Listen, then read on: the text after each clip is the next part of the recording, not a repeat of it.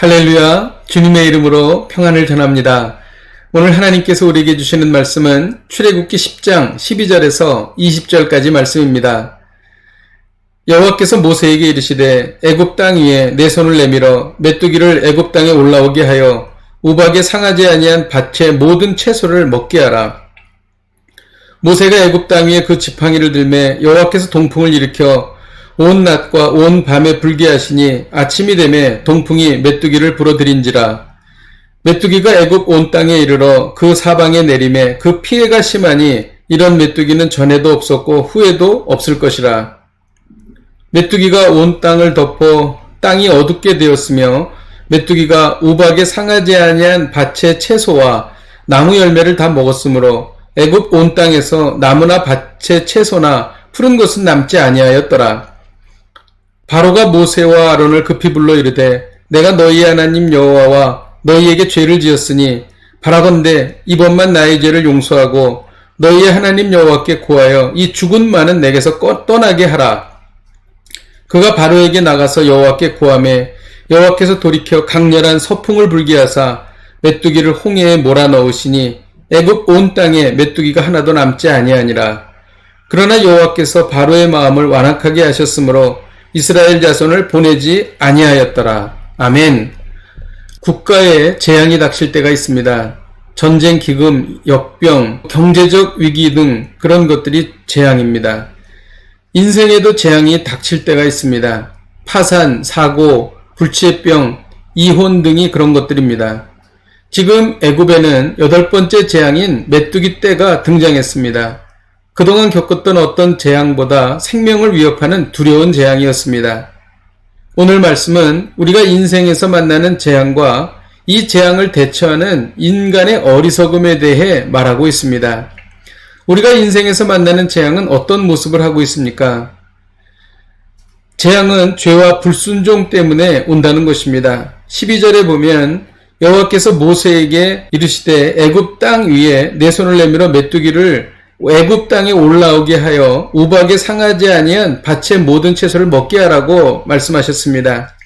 하나님께서는 모세를 통해 바로에게 7번이나 말씀하셨지만 바로는 이를 거부했던 것입니다. 불순종 때문에 재앙이 임한 것입니다. 또 재앙은 원래 있던 것인데 어떤 원인에 의해 한순간에 들이닥친다는 것입니다. 13절에 보면 모세가 애굽 땅 위에 그 지팡이를 들매 여호와께서 동풍을 일으켜 온 낮과 온 밤에 불게 하셔서 아침이 됐을 때에 동풍이 메뚜기를 불어들였다. 이렇게 기록하고 있습니다. 원래 메뚜기가 동쪽에 있었습니다. 하나님께서 이를 모아 한꺼번에 애굽 땅에 보내신 것이었습니다.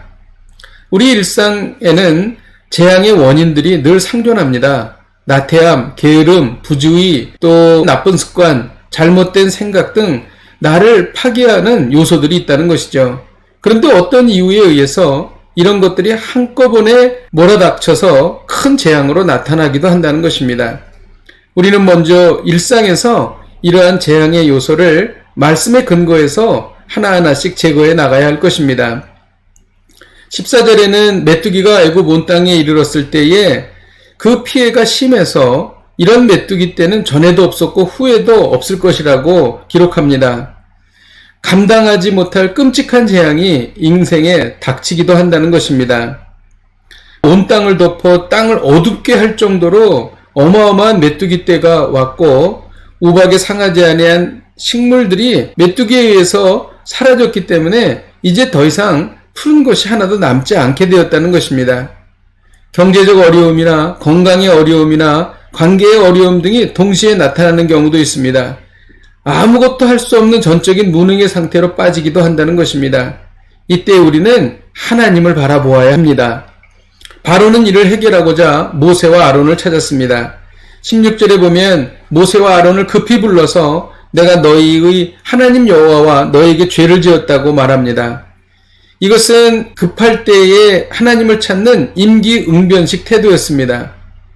바로는 이번만 나의 죄를 용서하라 하면서 회개하는 듯 하였습니다. 그러나 이는 발등에 떨어진 당장의 불만 끄려는 행동이었습니다. 우리가 그렇지 않습니까? 우리도 급할 때만 하나님을 찾습니다. 어려움이 있을 때만 하나님 앞에 나옵니다. 하나님께서 응답하시면 다시 기도하지 않습니다. 다시 세상 속에 빠져드는 것이지요. 너무 간사하지 않습니까? 그럼에도 불구하고 하나님은 응답하십니다. 다 아시면서도 긍휼을 베푸시는 것이지요. 이는 하나님의 전능하심을 보이시고 앞으로 불순종할 때에 더 큰 재앙이 임한다는 것을 경고하시는 것입니다.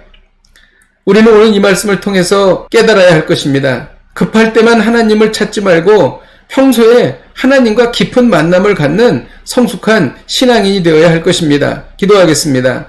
하나님 아버지, 바로의 신앙을 보며 우리의 모습을 돌아봅니다.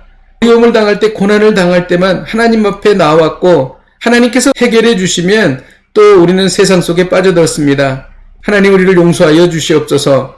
평상시에 깊이 주님을 만나는 저희들이 되게 하여 주시옵소서. 예수님의 이름으로 기도하였습니다. 아멘. 할렐루야. 오늘도 이 말씀 붙잡고 승리하십시오.